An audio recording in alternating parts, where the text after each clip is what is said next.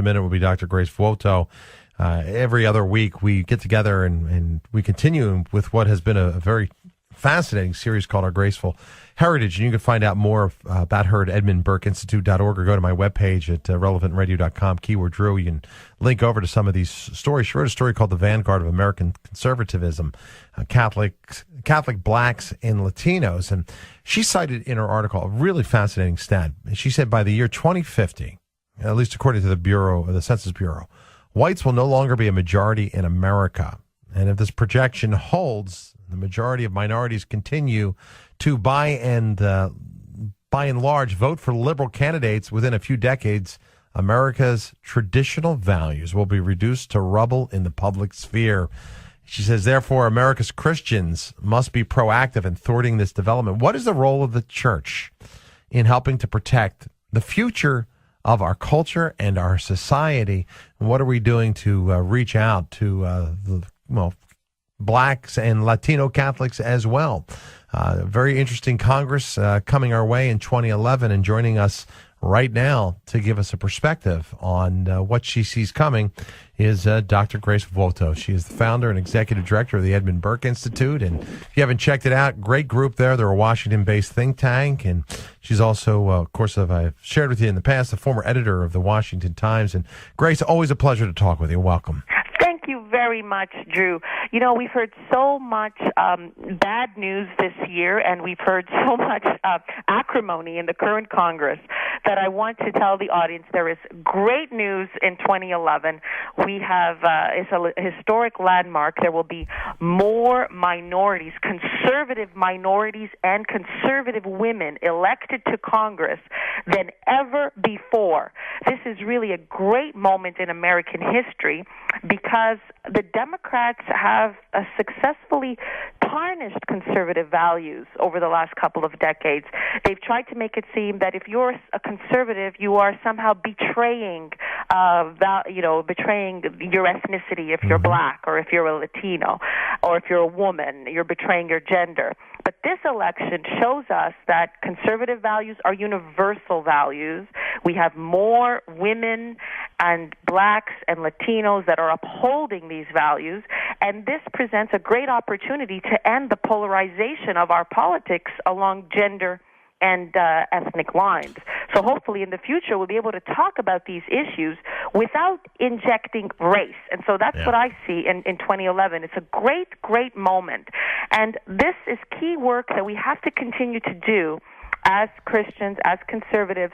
We have to ensure that we spread those values to minorities and to women, because the demographics in this country are changing dramatically. It's interesting you say, but just to help me better understand the issue here, because, okay, we are seeing, as you point out, especially in your article, a record number of conservative blacks and Latinos, in the new Congress.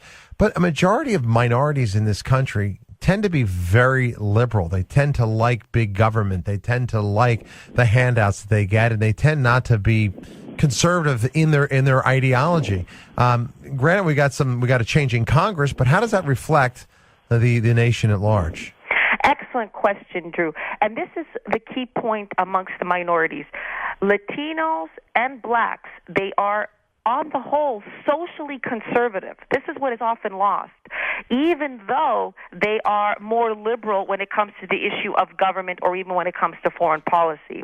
And I think that conservatives have to better exploit the fact, or use the fact, that Latinos and blacks share traditional values when it comes to gay marriage, when it comes to abortion, when it comes to the centrality of the family, and when it comes to those as pillars of American identity. So it is especially on those issues that we have a key opportunity to try to convince Latinos and blacks to vote that way rather than making other issues preeminent. So that is the great challenge that we face. And I would argue, too, that the more conservative Latinos and blacks enter Congress, the more they can see an example of what it means to uphold the whole panoply of conservative values on absolutely everything else. Yeah. Because Latinos and blacks and women, all of us, we tend to model what we see. And so one of the great ways to overcome an ideology is to say, well, you know what? There's Congressman Allen West. He's a colonel. He models conservatism. If I'm black, you know what? Now I really do have a choice. I can try to be like Congressman West, or I can be like a black Democrat. So now I think blacks have a clear and visible choice, which they didn't have very much before. And the same will apply to Latinos. If all that they're seeing is predominantly liberal candidates modeling what it is to be a successful individual, then they're likely to vote that way. But now that we're going to see this, all of these new incoming members that are modeling a whole different ideology, it gives great, great hope for the future that we'll be able to convince minorities to adopt all kinds of traditionally American values, including that of self-help and a preference and a love of the free market. What role does the Catholic Church play in this? Right now, we're, a nation of 330-some million, I think, maybe even larger than that at this point in time. We have about 68 million Catholics in this country. What percentage of them are minorities? What percentage are black and Latino? And how's the church ultimately reaching out to those people to bring them in and help foster what you say are conservative values? Right. This is the issue. This is the precise question that I'm exploring in today's piece. And this is what I was contemplating. Latinos in our country, 68% of them are Catholic, whereas 20% of them are Protestant, which means that the Catholic Church certainly has a huge responsibility and can also play a key role in shaping the political consciousness of this community. Now, when it comes to blacks, there is a very, very small portion of blacks who are Catholics. There are 2 million black Catholics. That's only 5% of the overall black population. 78% are Protestant. Nonetheless, one of the things that I find extremely encouraging, if you see what the Catholic Church has done abroad, the Catholic Church has expanded at an astronomical rate in Africa, greater than any other demographic growth within the church. It has been its expansion in Africa. It's tripled its congregates in Africa over the last couple of decades. So the challenge that we as Catholics have in America is to say, well, wait a minute, why can't we have the same success here? And another point I want to raise is... Well, no, before you get to the other point, let's follow up on that, because that is fascinating.